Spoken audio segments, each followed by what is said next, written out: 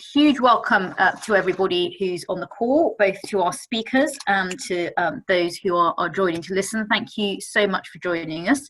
This is the last day of a 3-week campaign we've been running about cybersecurity. We looked at themes of how to protect yourself online as an individual, how to protect your children, and this week and this particular seminar is all about how to protect your business online.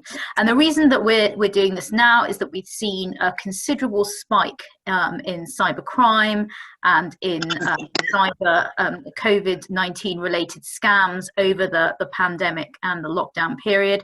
So we thought this would be a good way to start having a conversation about how to best secure your business and to protect the people you love. So that's why we have been doing this campaign. It's great to have such a wonderful panel here to finish off the campaign, talking about how to secure your business. In terms of speakers, we've got Michael Weedon, who's the policy representative for the Federation of Small Business, focusing on the East Midlands, and he also chairs the FSB's National Retail and High Streets Policy Unit. We've also got Kirsty Jackson from Nottinghamshire Police's Cyber Protect and Prevent team. Welcome, Kirsty. You've battled through the security, I see, to join us. Thank you very much for being with us today. We have Michala Hart, who's the director of BT's security team. Michala's got more than 20 years experience in the telecoms and IT sector, and she's been working in cybersecurity since 2007. And then we have Bernard Parsons, Dr. Bernard Parsons, apologies Bernard, who is the CEO and the co-founder of Bcrypt, which is a leading provider of cybersecurity software and services. I've been working with Bernard around government policy in cybersecurity for many years now, and he is a mine of fantastic knowledge and information. So thank you so much to all of you for joining us. What I thought I would do is just to ask each of our panelists just to speak for about 5 minutes to get across the main things that they'd like everyone to take away, and then I'm going to throw it open to the floor for questions. I have a couple of questions that have been submitted already, so we'll go through those. If you want to ask a question, do just say in the chat or the Q&A, and then we can go to you to ask your question directly, or if you're shy of the camera, you can just pop your question in the chat. We are, I believe, recording this webinar and we'll put it up on the website later, so just want to make everybody aware of that. So perhaps if I could start by handing over to Michala. Michala, would you like to kick us off? Thank you very much, Ruth. I thought I'd start by maybe just sharing a bit about sort of BT's experience and how we reacted since the beginning of COVID. For me, it was a very interesting time. I was actually working in a different part of BT and transitioned into the security team during COVID, actually. So it was quite a fast learning experience with the way that the team worked. But I have to say they responded amazingly. So, in mid-March, the first thing that BT had to do was react to the COVID situation and move its entire workforce to remote working. And that's quite challenging. We went from having a few thousand users who would work remotely on occasion to having 80,000 employees working remotely, and achieved that in around about 30 hours when the decision came out in mid-March for people to work from home. So that was quite an exercise that we undertook to look after ourselves and our own staff, but actually in parallel with that, we had demands from the customers that we connect and protect in normal times to actually help them go through such a radical change of their working style and workforces as well. So we reacted to that. We focused on actually not just how we protect people, but actually connectivity as well was challenging for people.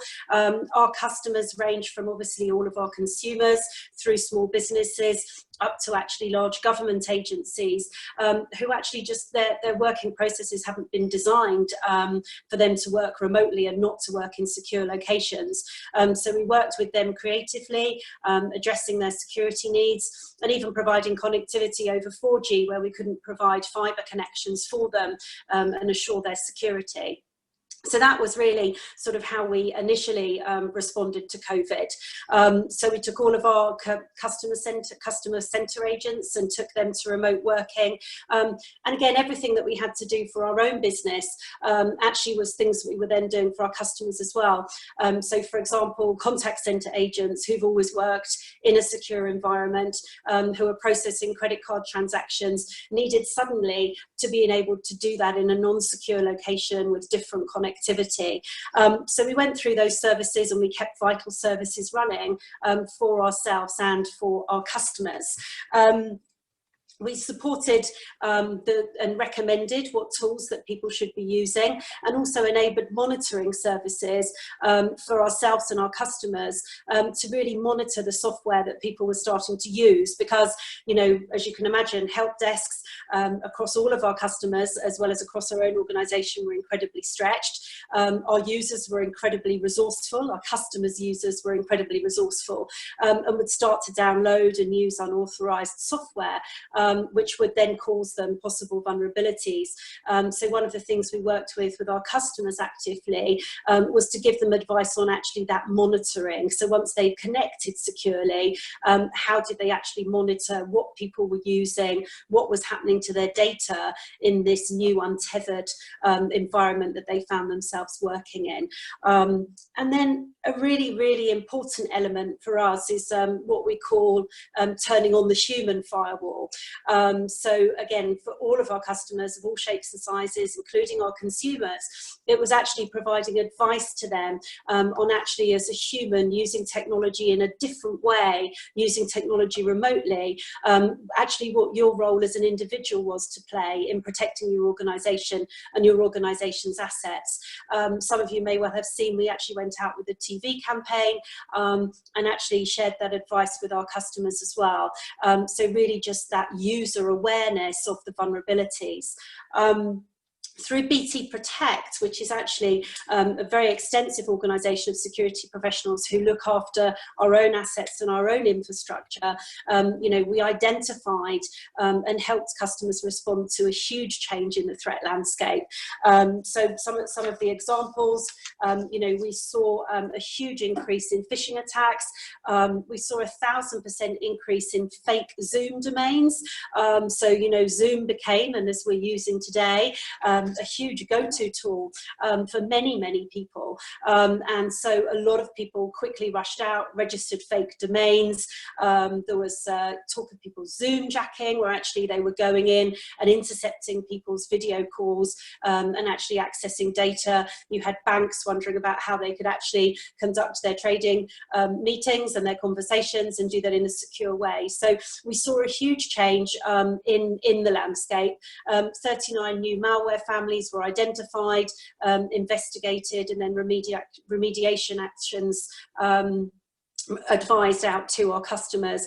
And actually for us as well, it didn't just stop at actually cyber, it actually extended into physical attacks on our 5G towers.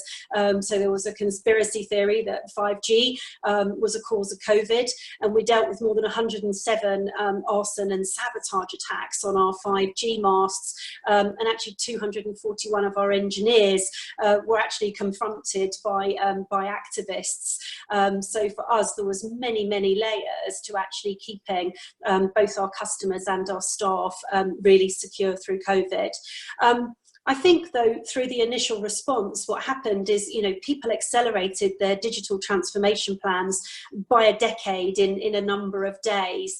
And through that, a lot of learning has come out of that. You know, one of the people we worked very closely with was the NHS, helping them take all of their consultations online. They originally had a 10-year plan to achieve that, and we achieved that in a number of weeks for them, as well as actually helping them connect and protect the NHS Nightingale hospitals, even providing the video conferencing tablets so that actually their patients could talk to loved ones that weren't allowed to visit them. So an incredibly busy time that really brought the whole of the BT group together, including the security division, to do absolutely the best that we could do for our customers and for our country, protecting critical national infrastructure. So something that I'm incredibly proud of, being a relatively new member of the BT team. we gained, I think, more customer intimacy through this enablement, through this rapid enablement, and have subsequently held a number of boardroom sessions, virtual boardroom sessions, where customers from multiple businesses, industries, geographies can actually come together and share their learning and experience. And I think now we're in a very interesting point where we've done the react, and we now need to move into what we're calling the reassess phase, to actually work out what the new normal is and how we actually move forward, how we look at security strategies, and how we enable people to actually work in what's going to continue to be, I think, a much more remote and dynamic environment. Thanks so much, Michala. That was a really interesting view of what you've been through. And what would you say is the biggest security challenge that your customers have been seeing throughout this period? So I think it was a number of layers. I think actually, initially it was literally remote working. Most organisations are set up for a fraction of their customers to work remotely. So from actually the physical IT to then actually what protection they have in place, and then the huge increase actually in vulnerabilities and threats. So in phishing attacks, in ransomware, and how they educate and keep that now remote workforce connected and working safely, and actually also adhere to their compliance requirements, and how they adapt their policies, and keep everybody connected to what they need to access. And I think that's been the biggest challenges for people. Thank you. And Kirsty, if I could come to you, what have you been seeing in Nottinghamshire Police, particularly around sort of cyber crime, particularly perhaps throughout the last few months, but as well as that, what are the big threats that you see on a day-to-day basis? Well, at the moment, it has been a lot of like the COVID-19 sort of scams that are really being exploited. But we don't just deal with businesses, we deal with like all victims of cybercrime. So we've had a lot of individual crimes, mainly remote access software, being targeted towards more elderly and vulnerable people. So that's been quite a challenge. But just to adapt generally our remote working, just during lockdown in general, I think has been quite challenging for a lot of people. But we have had to adapt with the way we work and come up with more innovative ways to get our advice out to the general public and to businesses, especially responding just to general trends. And we do have to work in quite innovative ways. So just, using social media a bit differently, really. So we've looked at, using Instagram, the stories, and we've been doing actual videos and using text and trying to do quizzes and engage with the public that way. And we have addressed, security functions around remote access to try and ensure that, victims of remote access softwares or just home working aren't targeted. We have also covered ransomware as well, predicting that might become an issue. So we're just trying to stay ahead of the game where we can, like predicting what might cause issues during this time. And we've also talked to local newspapers to try and get advice out that way. We did actually have a ransomware article, and just generally running different social media campaigns to stay ahead of it that way, as well as actually responding to victims. Does that answer your question? Yes, that does. That's great. Thank you. And can you perhaps sort of expand a bit on the advice that you would normally give to businesses about how to stay secure?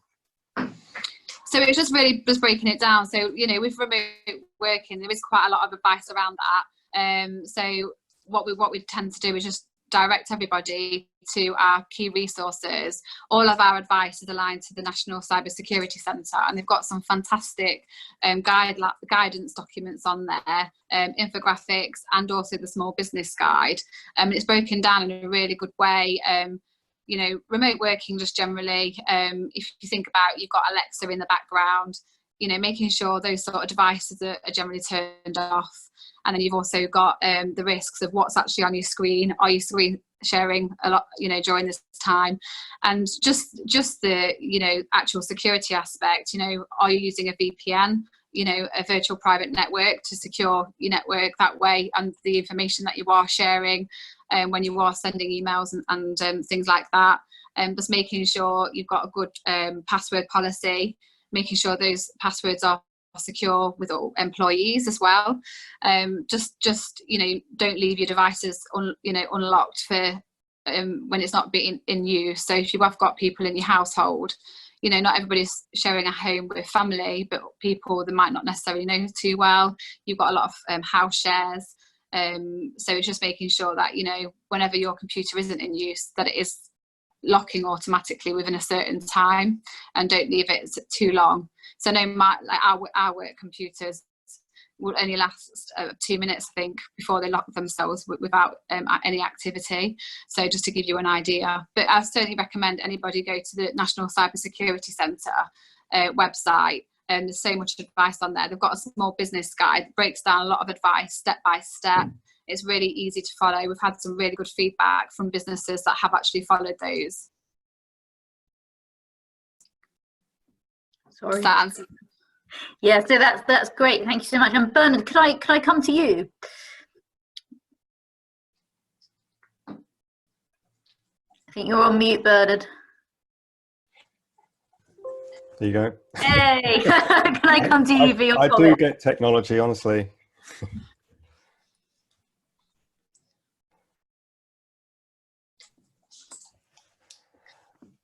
Fab. I was just coming to you for your comments.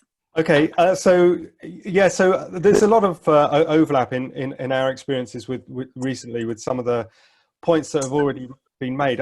Maybe the way I'll characterize this is we have quite different conversations at different ends of the kind of cyber maturity spectrum, if you like. So we do work with organizations that have you know, a lot of in-house expertise. Maybe they're small businesses, but they supply into somewhere like the defense supply chain, into defense community. One of the interesting things that's characterized those conversations is that there has been a real culture change in many of them over the last few months. So this is kind of aligned to Michala's comments around rapid transformation. So many of those organizations have had this kind of historic traditional aversion to remote access technologies, making use of cloud technology. So you've got a lot of investment and history around more legacy on-premise IT systems. And there's been a historic battle within these organizations about becoming more flexible and supporting more remote working. And that's changed really rapidly. But one of the lessons I think a lot of those organizations have had to go through is really getting their heads around the fact that actually well-configured systems that make use of remote access and make use of cloud-based services, if they are configured well, can actually be more secure than some of these legacy IT environments. So that's been quite an interesting exercise to be involved in.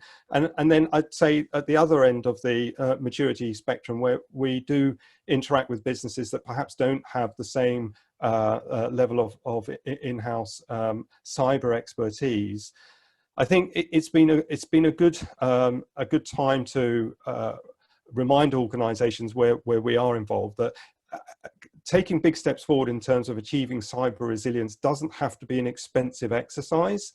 And that's even more important in times like today, where there is a lot of economic uncertainty for businesses. So it is something that organizations, you know, really should be thinking about taking a fresh look at, especially if they are changing the way they're working, but they shouldn't need to think that is necessarily going to be a huge investment off the back of that. Most of the modern computing platforms that we use today have good security built into them, whether you're talking about an end user device like a laptop, or whether you're talking about, you know, cloud platforms. So it's really a matter primarily of making sure that you've got sensible policies in place, that you've configured technology appropriately. And to Kirsty's point, you know, a lot of the advice to help organizations do that is now really very good.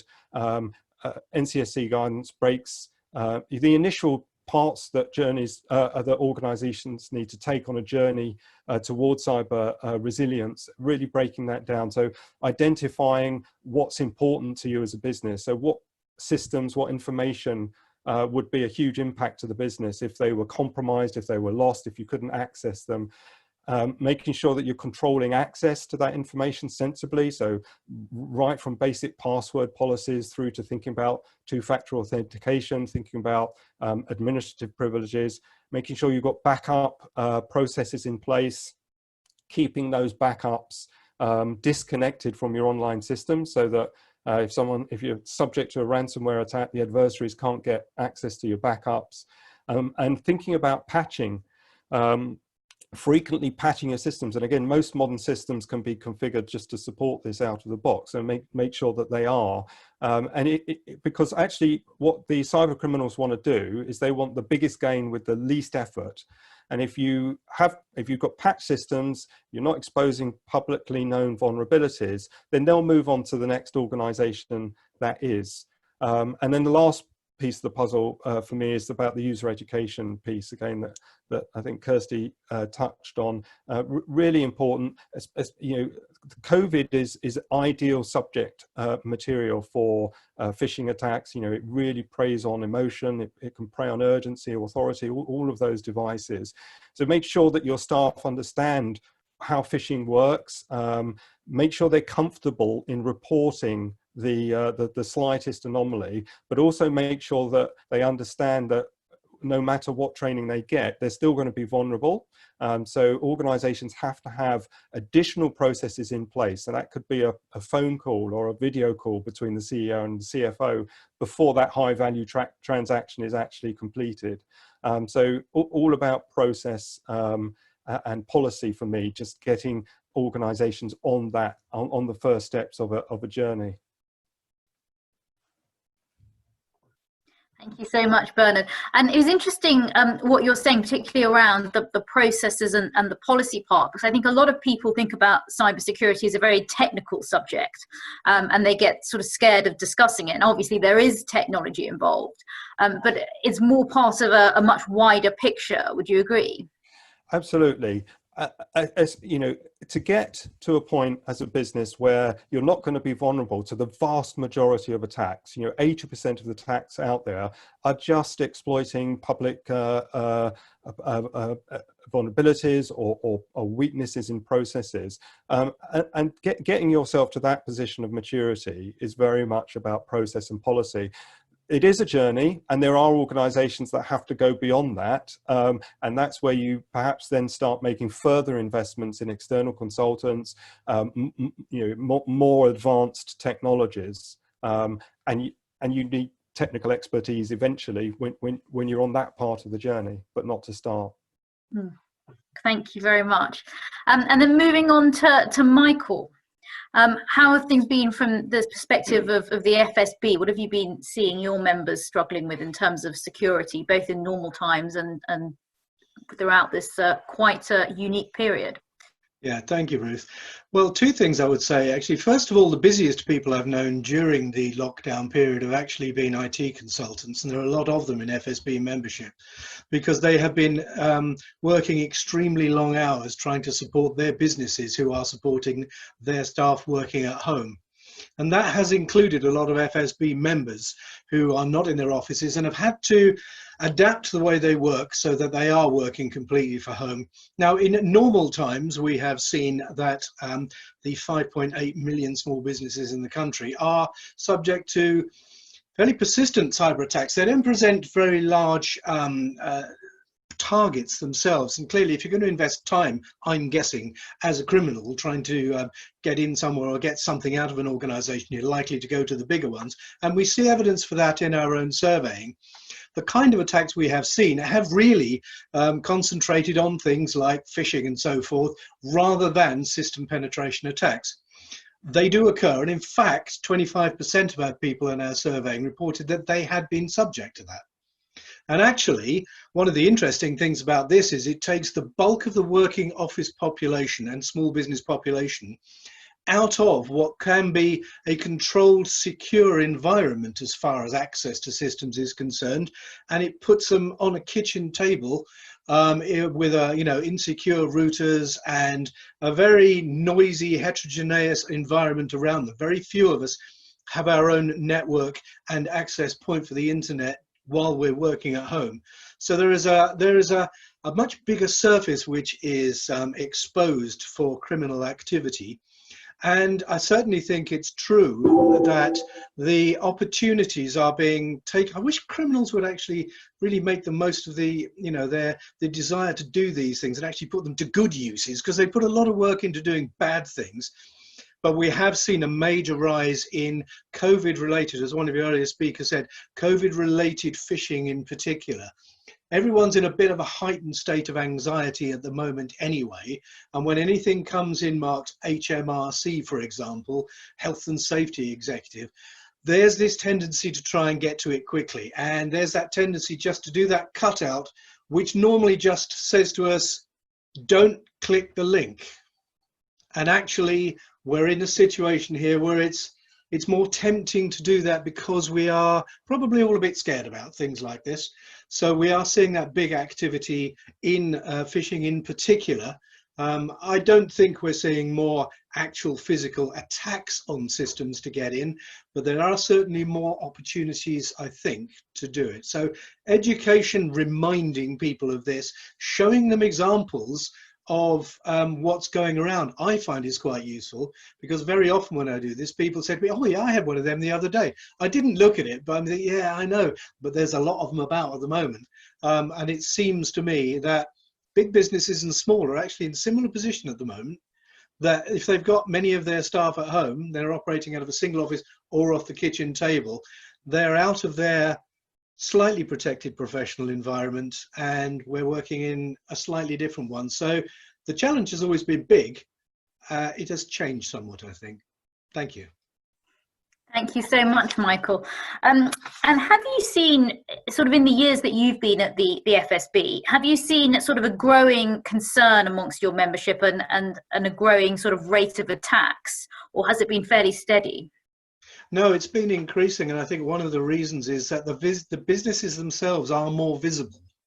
And the reason they're more visible is, as we all say, right, you should all be, visible online. People should be able to find you, publish addresses that people can send emails to, use all of the social media and so forth. And you think, we are all of us encouraging small businesses to show themselves to the world and to interact with the biggest possible audience, yet at the same time, that identifies them. So yes, we're seeing exactly that. Great, thank you so much. And just before we move to audience questions, I think Kirsty wanted to tell us about something set up by the Nottinghamshire Police, the East Midlands Cyber Resilience Centre. Kirsty, do you want to tell us what that is and how it can help the businesses listening today? Yeah, thank you, Ruth. So it's not just something that is set up by Nottinghamshire, it's just something that we are doing within the East Midlands, and it's called the East Midlands Cyber Resilience Centre. They offer network reviews to small to medium-sized businesses, which is something that we currently offer victims. It's a police-led service, so we are here to help as well. But it just really highlights, to businesses how to learn more about cyber resilience, easy to access government recommended free tools from the National Cyber Security Centre, also to find local certifying bodies should you want to achieve Cyber Essentials or Cyber Essentials Plus accreditation, which is really, really valuable to businesses to improve on their cyber security and setup. Also to learn how to procure good value private cybersecurity professional services, so they go into good recommended places for that advice and setup as well. It's just there is a free membership part to it, but there's also a separate part which is a paid for membership, although very, very good value.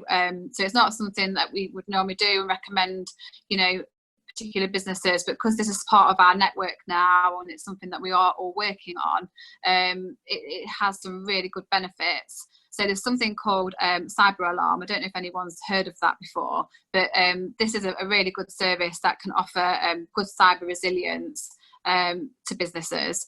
It offers vulnerability scans within your network, and it also can help monitor metadata as well, and traffic coming into the network. So that's all recordable. Should this ever, be brought, if there's a crime that's been taken to prosecution, for example, this data could then be used in a court of law as evidence as well. So it's got a lot of benefits. There is a lot more to it, but just to give you a bit of a summary and an idea of what that is, it's a really good service that can be offered as part of this new setup.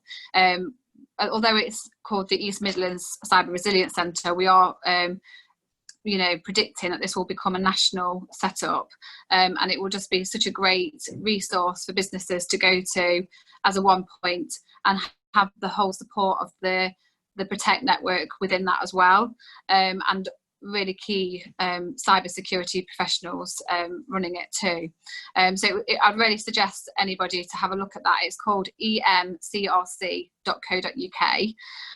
And just why I'm talking as well, I'll just kind of highlight the importance on general reporting to action fraud. So action fraud is crucial because this is our reporting system where we get all our data from, and within the 4P network, so we're protect, prevent, and then we've got pursue as well, which is like our investigators. All reports to action fraud do actually come through to local forces. So if there's an investigation, it gives us a chance to investigate, but either way we will provide protect support, and that will come to your local cyber protect officers. So in Nottinghamshire you've got myself and also my colleague Molly Stewart, and we do actually at the moment provide network reviews to victims of cybercrime. So it's really crucial, that we do report, as well as getting the support out to you as a business. We can also proactively respond to the intelligence that comes through from action fraud to help get ahead of trends as well. It could be another force is being hit with one sort of cybercrime, so we can then project that over to Nottinghamshire and create awareness locally.